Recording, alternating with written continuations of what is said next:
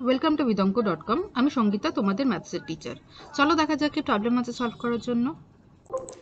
এর কোন মানের জন্য a minus one x square plus x into x plus two plus eight equals to zero সমীকরণটির একটি দ্বিঘাত সমীকরণ হবে না তা নির্ণয় করো। ঠিক আছে, তো a minus one x square plus x into x plus two plus eight is equal to zero, এটা হলো একটি দ্বিঘাত সমীকরণ।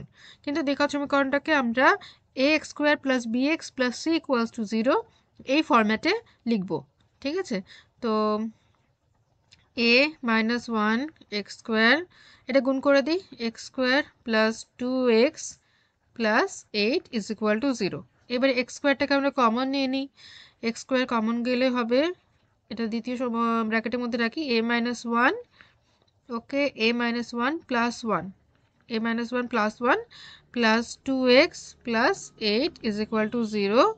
Then x square a minus 1 plus 1, দেখো minus 1 plus 1টা কেটে যাবে, x square হবে এটা, x square a minus 1 plus 1 কেটে যাবে, plus 2x plus 8 is equal to 0. তাহলে কেটে গিয়ে থাকছে ax square plus 2x plus 8 is equal to 0. এটা হচ্ছে আমাদের ফাইনাল স্টেটমেন্ট, ফাইনাল যে সমীকরণটা। এবারে বলছে যে এই সমীকরণটি একটি দ্বিঘাত সমীকরণ হবে না। এর কোন মানের জন্য এই সমীকরণটি একটি দ্বিঘাত সমীকরণ হবে না সেটা আমাদের নির্ণয় করতে হবে। তাহলে দেখো, সমীকরণটা দ্বিঘাত সমীকরণ হবে না যদি a is equal to zero হয়। ঠিক আছে, তো a ইজ ইকুয়াল টু যদি জিরো হয় তাহলেই দেখো তখন এই এক্স স্কোয়ার টার্মটাও জিরো হয়ে যাচ্ছে, এক্স স্কোয়ার টার্মটা থাকছে না।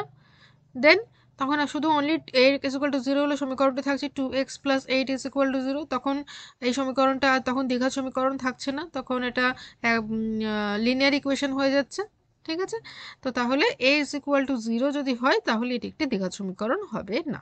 ওকে, থ্যাংক ইউ ফর ওয়াচিং বিদঙ্ক.com। অঙ্কের আরও প্রবলেম এবং সলিউশনের জন্য আমাদের ওয়েবসাইট অবশ্যই ব্রাউজ করো।